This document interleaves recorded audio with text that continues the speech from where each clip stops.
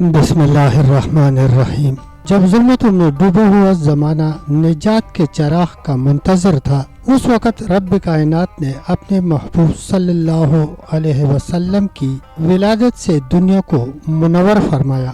پیارے نبی حضرت محمد صلی اللہ علیہ وسلم کی تاریخی پیدائش کے بارے میں مختلف اقوال ملتے ہیں۔ بعض روایات کے مطابق آپ صلی اللہ علیہ وسلم 12 ربیع الاول کو پیدا ہوئے، بعض میں 8 اور کچھ میں 2 ربیع الاول بھی ذکر ہے۔ مورخین کی اکثریت کا خیال ہے کہ آپ صلی اللہ علیہ وسلم 8 ربیع الاول کو پیدا ہوئے، مگر جب تقویم کے طریقہ حساب کے مطابق تاریخ نکالی گئی تو 9 ربیع الاول بھی بیان کی گئی، یعنی اگرچہ دن کے تعین میں اختلاف ہے لیکن سب کا اتفاق ہے کہ آپ صلی اللہ علیہ وسلم کی ولادت ربیع الاول کے مہینے میں اور پیر کے دن ہوئی۔ یہی دن بعد میں آپ کی نبوت، ہجرت مدینہ اور وصال مبارک کا بھی دن بنا۔ آپ صلی اللہ علیہ وسلم کی ولادت اس سال میں ہوئی جسے عام الفیل کہا جاتا ہے،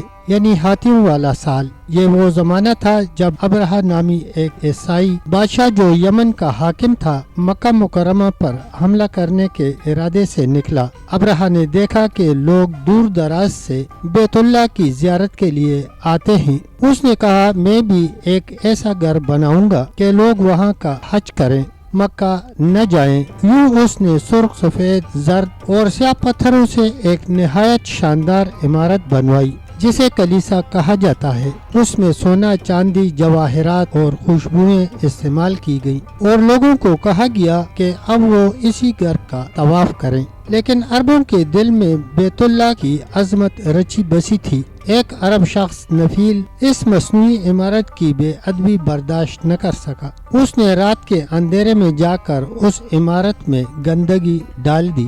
ابرہہ کو جب یہ خبر ملی تو وہ غصے سے بھڑک اٹھا۔ اس نے اعلان کیا کہ وہ مکہ جا کر کعبہ کو زمین بوس کر دے گا۔ ابرہہ اپنی فوج اور ایک بڑے ہاتھی محمود کے ساتھ مکہ کی طرف روانہ ہوا۔ راستے میں اس نے کئی جانور لوٹ لیے، جن میں حضرت عبد المطلب کے اونٹ بھی شامل تھے۔ جب عبد المطلب، جو اس وقت مکہ کے سردار تھے، اونٹ واپس لینے آئے تو ابرہہ حیران ہوا کہ وہ بیت اللہ کے بجائے اپنے اونٹوں کی فکر کر رہے ہیں۔ حضرت عبد المطلب نے نہایت وقار سے فرمایا، میں اونٹوں کا مالک ہوں اور اس گھر کا ایک رب ہے جو خود اس کی حفاظت کرے گا۔ ابرہہ یہ سن کر خاموش ہو گیا، لیکن جب وہ مکہ کے قریب پہنچا تو اس کے ہاتھی نے مکہ کی سمت بڑھنے سے انکار کر دیا۔ کتنی ہی کوششیں کی گئی، آگ دکھائی گئی، ہتھوڑے مارے گئے اور یہاں تک کہ ہاتھی کو شراب پلائی گئی، مگر وہ مکہ کی طرف ایک قدم بھی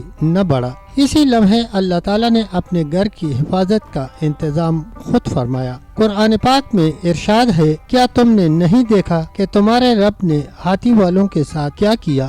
آسمان سے پرندے ابابیل آئے جو پتھروں کے ذریعے اس لشکر کو ہلاک کر گئے۔ یوں ابرہہ اور اس کا لشکر عبرت کا نشان بن گیا۔ اور کچھ ہی دن بعد اسی سال کے دوران نور محمدی صلی اللہ علیہ وسلم دنیا میں جلوگر ہوا، ایک ایسی ہستی کی آمد جن کی وجہ سے جہالت کا اندھیرا مٹ گیا، عدل کا سورج طلوع ہوا اور انسانیت کو اس کی اصل پہچان مل گئی۔ پیارے دوستو، تب تک اتنا ہی، ملتے ہیں انشاءاللہ ایک نئی ویڈیو کے ساتھ۔ تب تک کے لیے اللہ حافظ، اللہ نگہبان۔